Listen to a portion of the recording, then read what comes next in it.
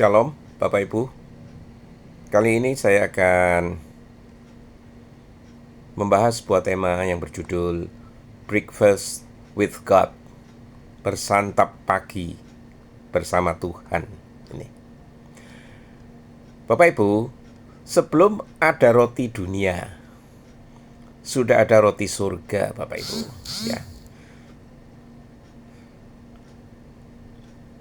Enak disantap di pagi yang tidak ramai, tapi di pagi yang penuh dengan suara. Bapak Ibu dan saudara-saudara yang terkasih, ada waktu yang tidak disukai oleh daging, namun dirindukan oleh roh. Ada jam yang tidak ramai oleh suara manusia, tetapi penuh kehadiran Allah. Itulah pagi hari. Saat matahari belum meninggi, saat notifikasi belum berbunyi, saat dapur belum mengepul, dan perut belum menuntut, di sanalah kita belajar sebuah disiplin rohani, breakfast with God. Pagi-pagi benar, waktu hari masih gelap, Yesus bangun dan pergi ke tempat yang sunyi dan berdoa di sana. Markus 1 ayat 35. Bapak Ibu, sebelum makan, mari kita mendengar. Puasa 21 hari tidak dimulai dari perut, Bapak Ibu, tetapi dari sebuah telinga rohani. Allah tidak terutama lapar akan waktu kita, tetapi Ia rindu kehadiran kita, Bapak Ibu. Di pagi hari itulah kita belajar berkata kepada Tuhan, Engkau lebih penting daripada kopi, lebih penting daripada roti, dan lebih penting daripada agenda. Manusia hidup bukan dari roti saja, tetapi dari setiap firman yang keluar dari mulut Allah. Matius 4 ayat 4. Breakfast with God adalah sebuah pengakuan iman. Aku tidak memulai hari dengan dunia, aku memulainya dengan Tuhan. Ini. Di mana tempat Allah berbicara, dalam saat apa? Dalam kesunyian, Bapak Ibu.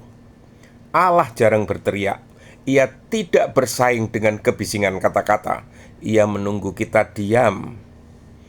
Berhentilah dan ketahuilah bahwa akulah Allah.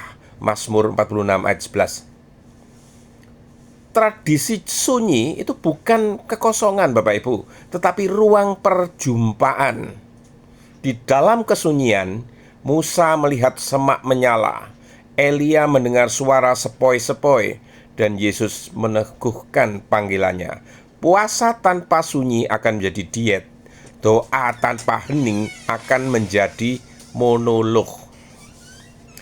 21 hari bukan angka magis, tetapi proses ilahi. Mengapa 21 hari? Karena Daniel pernah berdiri di antara langit dan bumi menunggu jawaban Tuhan dengan puasa dan doa. Sejak hari pertama engkau merendahkan dirimu di hadapan Allah, doamu telah didengar. Daniel 10 ayat 12 dan 13. Jadi 21 hari itu bukan waktu untuk memaksa Tuhan, tetapi untuk membentuk kita justru. Puasa tidak mengubah Allah, Bapak Ibu. Puasa menggeser kita dari pusat diri ke pusat kehendaknya. Ini. Breakfast with God adalah pernyataan profetis, Bapak Ibu. Setiap pagi kita duduk di hadapan Tuhan, kita sedang mengucapkan nubuat hari itu. Dunia tidak memerintah aku, perut tidak memerintah aku, waktu tidak memerintah aku, Allah lah yang memerintah aku. Carilah dahulu kerajaan Allah dan kebenarannya. Matius 6 ayat 33. Sarapan rohani di pagi hari menjadi benteng bagi siang hari dan penjaga bagi malam hari. Puasa tanpa keintiman adalah kekeringan, Bapak Ibu.